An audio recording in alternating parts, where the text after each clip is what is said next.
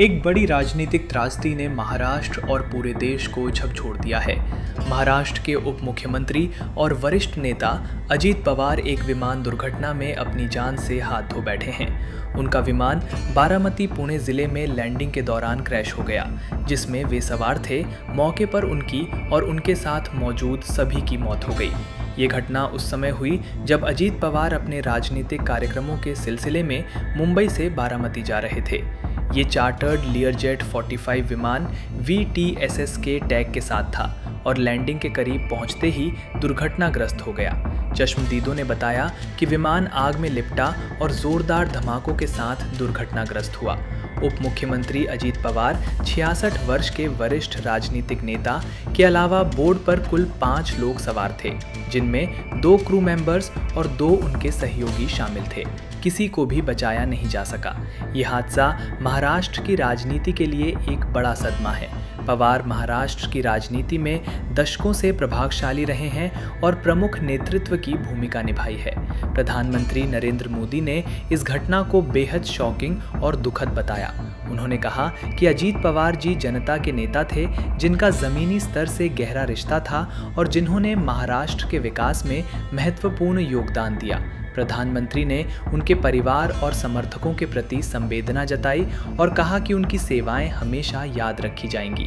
रक्षा मंत्री राजनाथ सिंह ने कहा कि पवार का निधन गहरा आघात है और उन्होंने उनके लोकतांत्रिक सेवा और जनता के प्रति समर्पण की प्रशंसा की। कांग्रेस नेता राहुल गांधी ने घटना को अत्यंत दर्दनाक बताया और महाराष्ट्र की जनता और पवार के परिवार के साथ एकजुटता जताई। उन्होंने पवार के योगदान की सराहना करते हुए शोक व्यक्त किया है। पश्चिम बंगाल की मुख्यमंत्री ममता बनर्जी ने भी कहा कि वो इस दुखद घटना से गहराई से स्तब्ध हैं। उन्होंने संगठित जांच की मांग करते हुए पवार के परिवार और समर्थकों को संवेदना दी। महाराष्ट्र के मुख्यमंत्री एकनाथ शिंदे ने पवार के निधन को राज्य के लिए भारी क्षति बताया और कहा कि दुर्घटना की पूरी जांच की जाएगी। शिंदे ने पवार को अपना बड़ा भाई कहा और उनके साथ काम करने के अनुभवों को याद किया। राष्ट्रपति द्रौपदी मुर्मू ने भी पवार के निधन पर गहरा दुख जताया है। उन्होंने कहा कि पवार का योगदान विशेष रूप से महाराष्ट्र के सहकारी क्षेत्र और विकास में याद रखा जाएगा और समस्त पीड़ित परिवारों के प्रति संवेदना व्यक्त की। देश भर के अन्य नेताओं ने भी इस हादसे पर शोक व्यक्त किया है। कई नेताओं ने पवार को एक समर्पित, मेहनती और जनता के लिए काम करने वाला नेता बताया, जिनकी मृत्यु ने राजनीति में एक खालीपन छोड़ दिया है। स्थानीय प्रशासन ने इस हादसे पर 3 दिनों का राजकीय शोक घोषित किया है। महाराष्ट्र सरकार और राहत दल दुर्घटना स्थल पर मौजूद हैं और नागर विमानन महानिदेशालय DGCA समेत अन्य जांच एजेंसियां दुर्घटना के कारणों की जांच शुरू कर चुकी हैं। प्रारंभिक जांच में तकनीकी, मौसम और रनवे की परिस्थितियों सहित सभी संभावनाओं पर गौर किया जा रहा है। इस हादसे ने राजनीति के अलावा आम जनता के दिलों को भी झकझोरा है।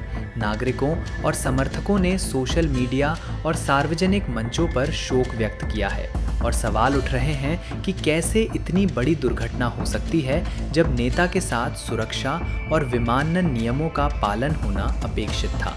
पवार का राजनीतिक जीवन लंबा और विवादों से भरा रहा है, लेकिन इसमें कोई संदेह नहीं कि वे महाराष्ट्र और भारतीय राजनीति में एक प्रभावशाली चेहरा थे।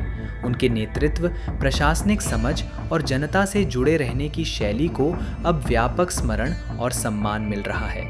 ये हादसा सिर्फ एक नेता की मौत नहीं है, ये राज्य की राजनीति, सुरक्षा मानकों और नागरिक विश्वास के लिए एक बड़ा झटका है।